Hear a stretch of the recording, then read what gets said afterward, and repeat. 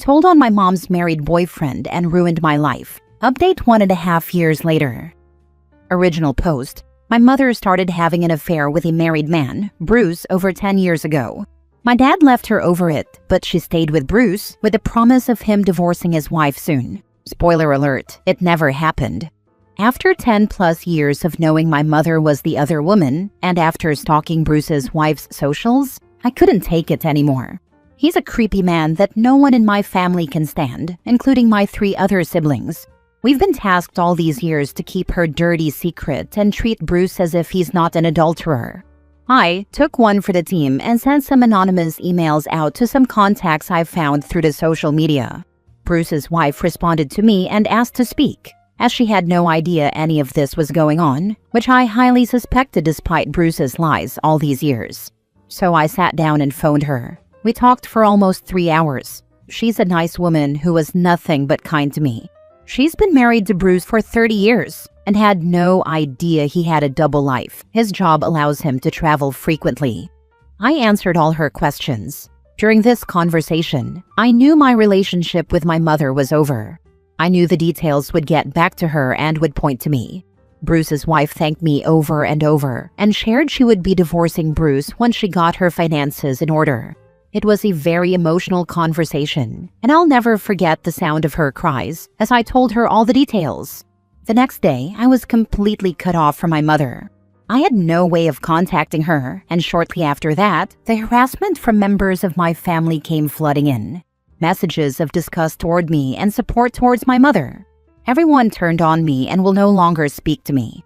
I can't imagine she's telling them the truth of what I did. I told on her married boyfriend. I'm shocked my family has chosen her side and abandoned me. Sometimes regret washes over me, but in the end, all I did was speed up the inevitable. And I did it for my siblings who couldn't stand his presence anymore. I thought it would get rid of him, but it backfired. Not only are Bruce and my mother getting married, my siblings chose her side and have cut me off. This weighs heavy on my chest. It did for the last 10 years, and now because of what I did, it will continue. Thanks for reading and letting me get it out. Now for the top comments before reading the updates.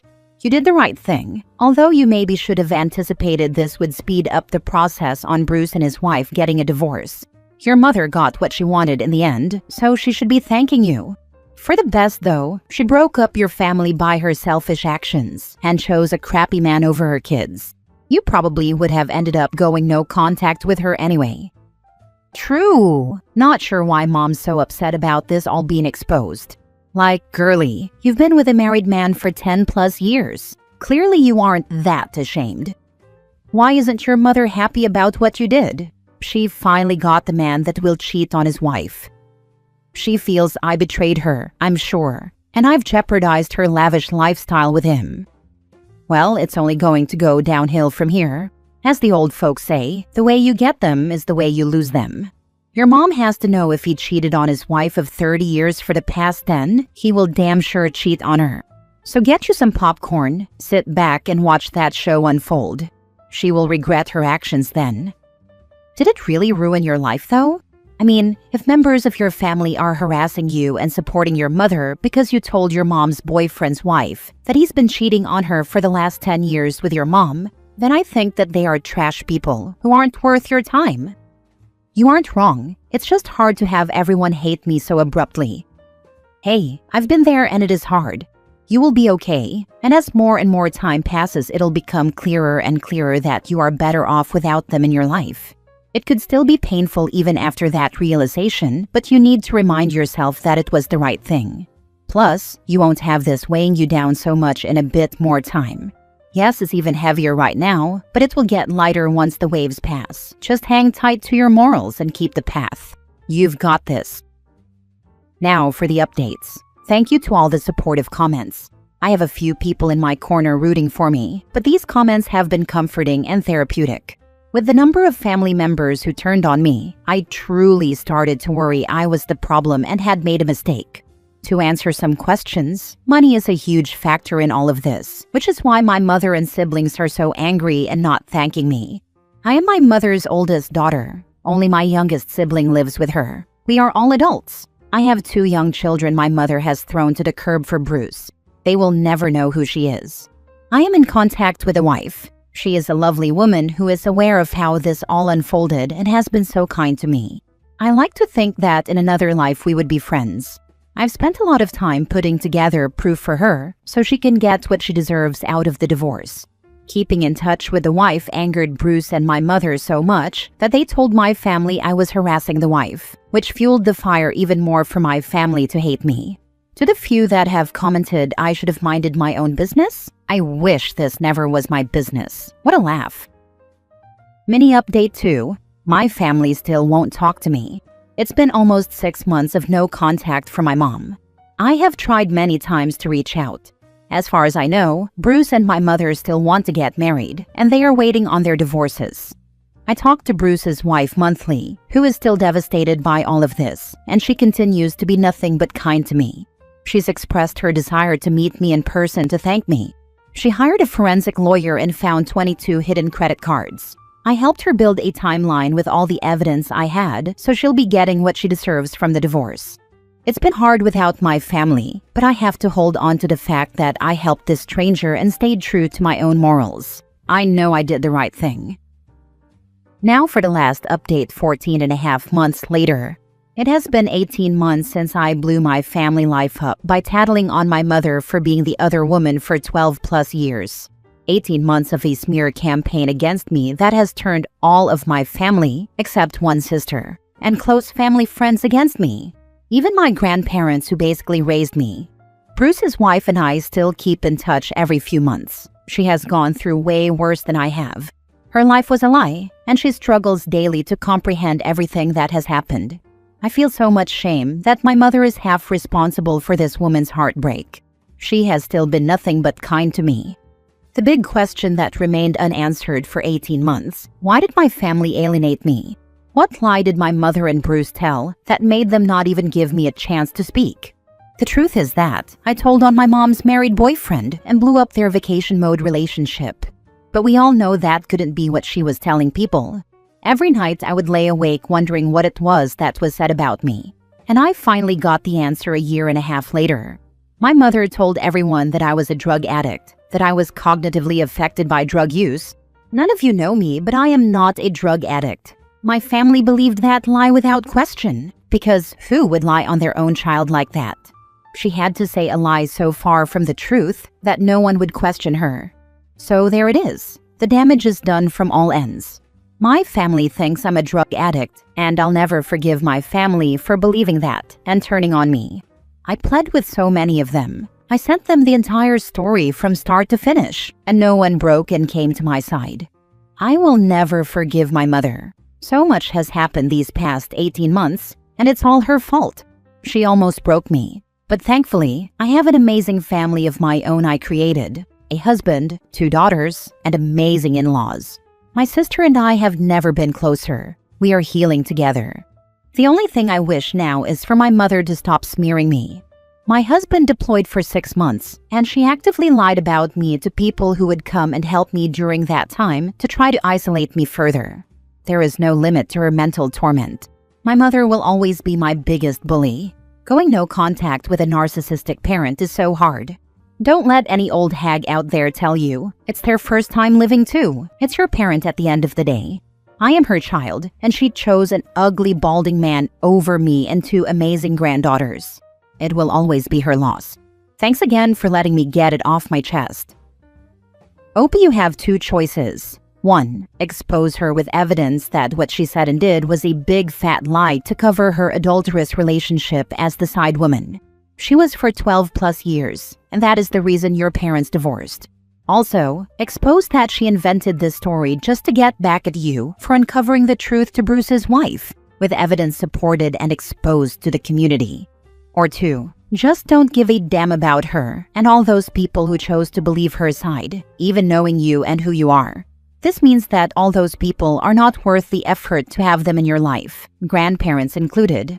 Just stay with people who add to your life. Take all those who dumped you, especially your mom, as people who are dead to you. People who were in your life at some point and suddenly died. Again, stay and surround yourself with people who add, not people who subtract. Good luck, and I hope your kids, husband, and you are doing great. Also remember that the best way to take revenge on all of them is to live a better life.